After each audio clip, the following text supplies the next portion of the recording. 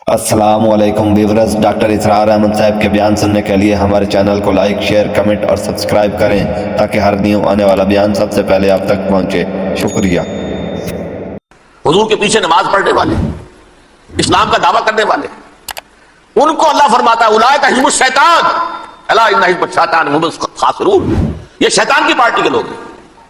وہاں مقابلے میں آیا ہے اولئک حزب اللہ الا ان حزب اللہ هم المفلحون، یہ دو پارٹیاں ہیں، حزب اللہ اللہ کی پارٹی جو اس کے مخلص بندے ہیں وہ اللہ کی پارٹی، اور جو شیطان کے مرید بن گئے اس کے ہاتھ پر بیعت کر لی، لہذا وہ اس شیطان کی پارٹی کے لوگ ہیں، چاہے وہ انسان ہو چاہے جن ہو۔ تو انسانوں میں سے بھی اس کے حزب میں، اس کی پارٹی میں اس کے ایجنٹ ہیں اور بہت ہیں، بلکہ بہت سے تو ایسے ہیں کہ جو جنات کے بھی کان کتر دیں، ان کو بھی شیطنت سکھا دیں، پڑھا دیں۔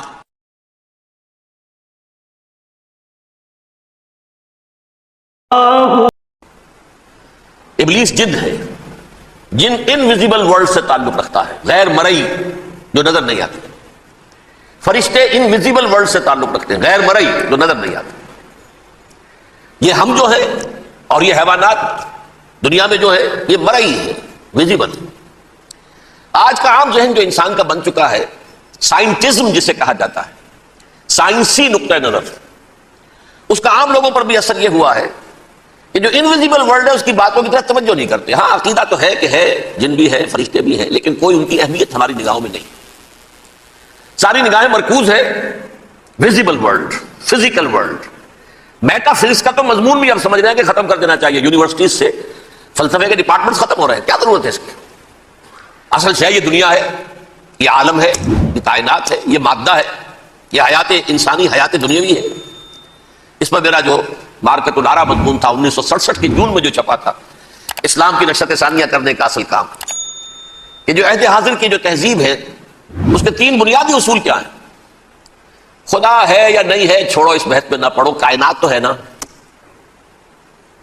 مادہ تو ہے نا، روح کوئی شے ہے یا نہیں ہے کیا پتا، کسی نے دیکھی نہیں آج تک، لہذا اس کے بارے میں گفتگو کا فائدہ کیا، وقت کا سیاح۔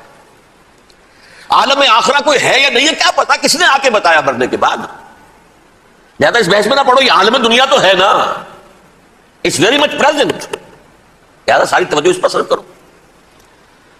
تو خدا کے مقابلے میں کائنات پر توجہ، روح کے مقابلے میں مادے اور جسم پر توجہ، حیات اخروی کے مقابلے میں حیات دنیاوی پر توجہ، یہ ہے اصل میں کرکس آف دی میٹر، اس تہذیب جدید کا خلاصہ یہ۔ دیکھیے اللہ تعالیٰ نے جو مخلوقات پیدا کی ہیں ان میں ایک تقسیم تو ہو سکتی ہے ذی حیات اور بغیر حیات، جاندار چیزیں اور بے جان چیزیں، بے جان چیزیں بے شمار، یہ تمام فلکیات، یہ پوری کائنات، یہ زمین، یہ پہاڑ، یہ شجر و حجر، کیا؟ لیکن ایک ہے جاندار، ان جانداروں میں ایک تقسیم ہے، دو کا تعلق غیر مرئی دنیا سے ہے، انویزیبل ورلڈ سے۔ فرشتے جو دکھائی نہیں دیتے، ان کی پیدائش ہوئی ہے نور سے۔ دوسرے جنات جو انسانوں سے پہلے پیدا کیے گئے، آدم سے پہلے، وَالْجَانَّ خَلَقْنَاهُ مِن قَبْلُ مِن نَارِ السَّمُومِ، جنات کو تو ہم بہت پہلے پیدا کر چکے تھے آگ کی لو سے، وہ بھی نظر نہیں آتے۔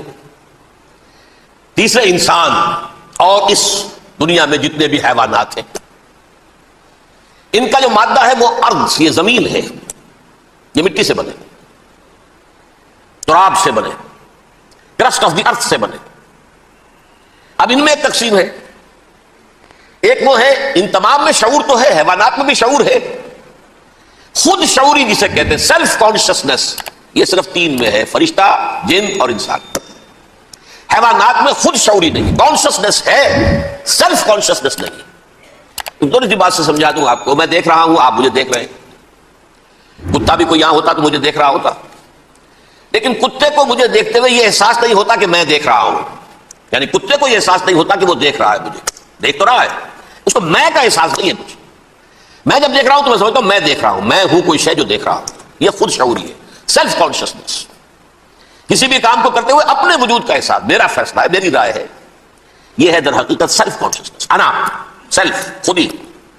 یہ حیوانات میں نہیں ہے، یہ ہے صرف ملائکہ جنات اور انسان۔ اب یہاں مسئلہ پڑ گیا، بڑا پرپیچ مسئلہ۔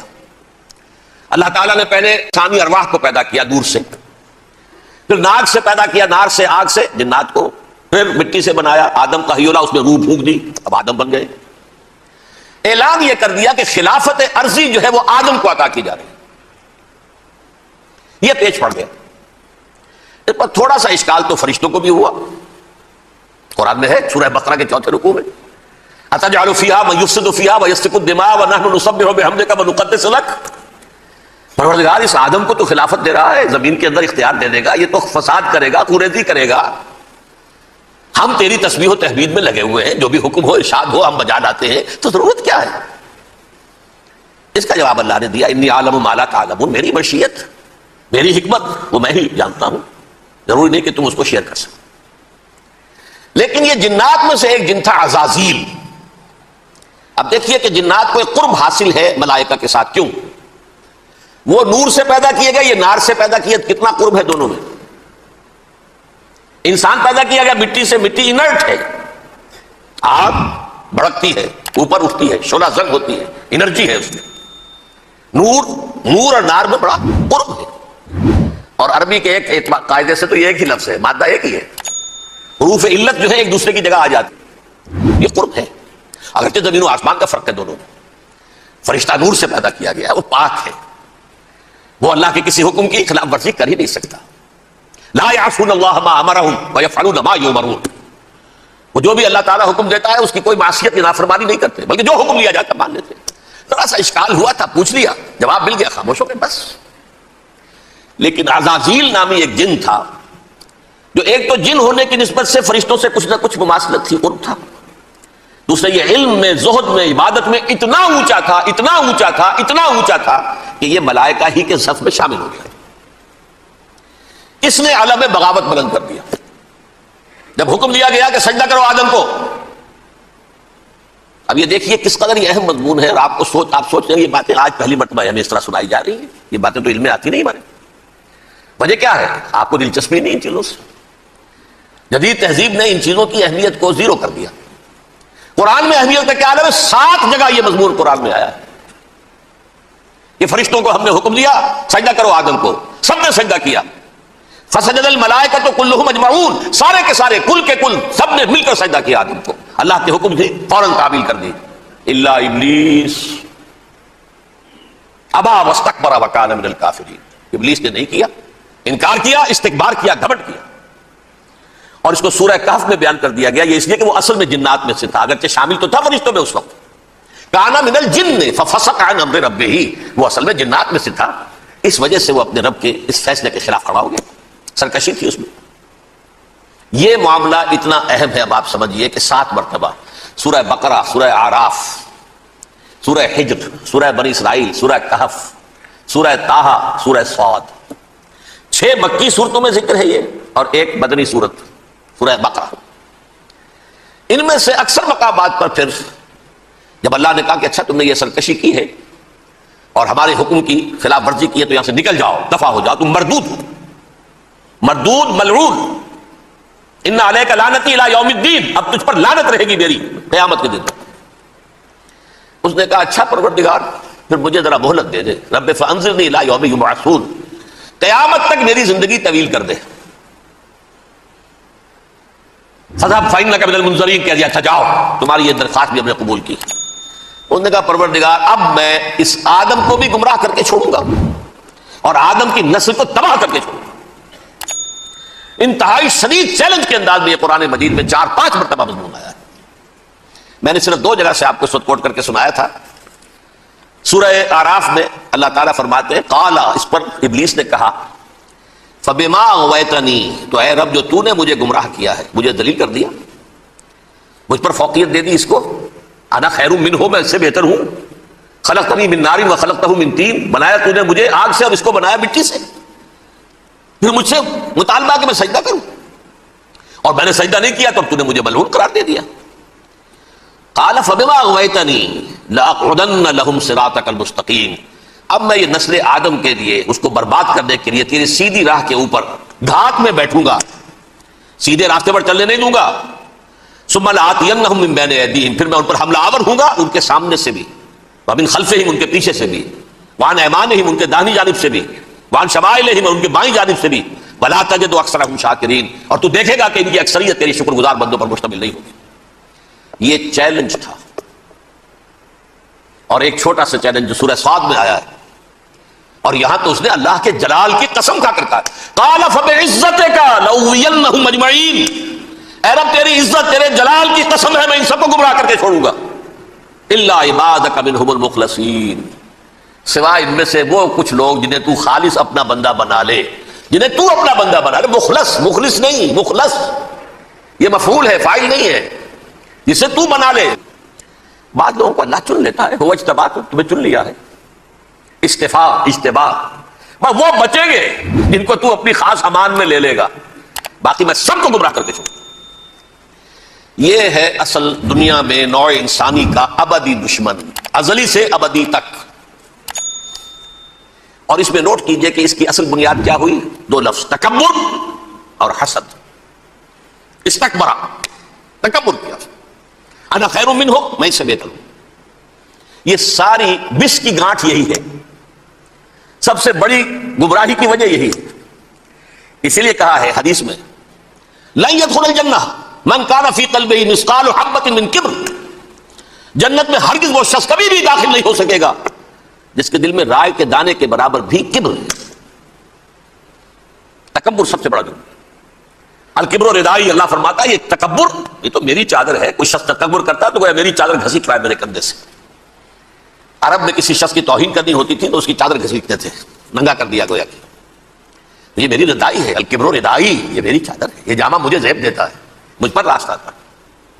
اور حسد، آدم کو جو برتری عطا ہو گئی اس حسد کی آگ میں وہ جل رہا ہے اور اس کا انتقام لینا چاہتا ہے۔ آدم سے بھی، آدم کو بھی گمراہ کیا، جنت سے نکلوایا، ویسے نکلنا تو انہیں تھا ہی مشیت اذن میں، لیکن فوری طور پر اللہ کے حکم کی خلاف ورزی تو کروائی نا۔ فعصى آدم ربہ فغوى، آدم نے اپنے رب کے حکم کی نافرمانی کی اور گمراہ ہوا عارضی طور پر۔ یہ دوسری بات ہے، توبہ کر لی، اللہ نے توبہ قبول فرما لی، معاف کر دیا۔ کوئی مستقل جو ہے وہ نسل انسانی پر اس گناہ کا اثر متوارث طور پر نہیں آ رہا ہے، ختم ہو چکا معاملہ، ہوا تھا ہو گیا۔ فتلقى آدم من ربہ کلمات فتاب علیہ انہ هو التواب الرحیم۔ اور توبہ کی شان یہ ہے جب وہ قبول ہو جائے اللہ کی جناب میں، یا تائب من الذنب کمن لا ذنب له، گناہ سے توبہ کرنے والا ایسے ہوتا ہے جیسے اس نے کبھی گناہ کیا ہی نہیں تھا۔ لیکن بہرحال وہ گمراہ کرنے میں کامیاب ہو گیا، حضرت آدم اور حوا کو بھی، اور نوع انسانی کی عظیم اکثریت، عظیم اکثریت، عظیم اکثریت اس کے داؤ میں آئی ہوئی ہے نہیں۔ کتنے ہیں وہ عباد اللہ المخلصین، الا عبادک منہم المخلصین، کتنے ہیں جو واقعتاً خالصتاً اللہ کے بندے بن گئے، جنہیں اللہ نے اپنا بنا لیا، اپنا قرار دے دیا۔ اب اس کے ساتھ نوٹ کیجئے، اس ابلیس کے ساتھ ایک فوج بھی ہے جسے قرآن مجید میں کہا گیا ہے یہ اس کی پارٹی ہے، حزب الشیطان، یہ اکیلا نہیں ہے۔ ایک تو وہ عزازیل ہے، اس کی طویل ترین عمر اللہ نے دے دی، وہ تو قیامت تک رہے گا۔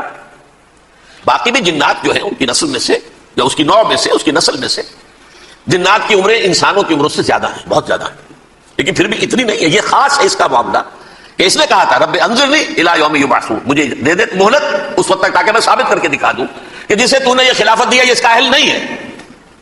Let me prove this point ولا تجد اکثرہم شاکرین، تو ان کی اکثریت کو شکر گزار نہیں پائے گا۔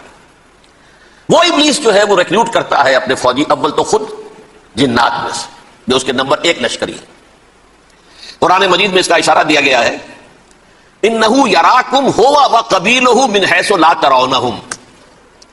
دیکھو لوگو، اے انسانوں، وہ ابلیس لعین عزازیل اور جو اس کی قبیلے کے لوگ ہیں، جنات ہیں، وہ تمہیں وہاں سے دیکھتے ہیں، تاکتے ہیں اور حملہ کرتے ہیں جہاں سے تم انہیں نہیں دیکھتے۔ وہ غیر مرئی ہیں، انویزیبل ہے، تمہیں نظر نہیں آتے۔ ویزیبل دشمن کا وار تو روک لو گے، انویزیبل کا کیسے روکو گے؟ انہو یراکم ہو وقبیلہ، اکیلا ہی نہیں ہے وہ تو تمہیں تاکتا ہے، تم پر حملہ کرتا ہے، گھات میں لگ کر جو ہے تمہارے اوپر حملہ کرتا ہے، وہ بھی اور اس کے ساتھ اس کے قبیلے کے لوگ، جنات بھی، من حیث لا ترونہم، جہاں سے کہ تم انہیں نہیں دیکھتے۔ لیکن اس کے علاوہ وہ انسانوں میں سے بھی ریکریوٹ، رنگ روٹ، وہ جو ہے ان کو اپنے پاس رکھتا ہے فوج کے اندر۔ جس کی سب سے بڑی مثال کیا ہے؟ سورہ مجادلہ میں اللہ تعالیٰ نے منافق، حالانکہ وہ کون تھے؟ بظاہر حضور کا کلمہ پڑھنے والے. السلام علیکم ویورز، ڈاکٹر اسرار احمد صاحب کے بیان سننے کے لیے ہمارے چینل کو لائک، شیئر، کمنٹ اور سبسکرائب کریں تاکہ ہر نیو آنے والا بیان سب سے پہلے آپ تک پہنچے. شکریہ.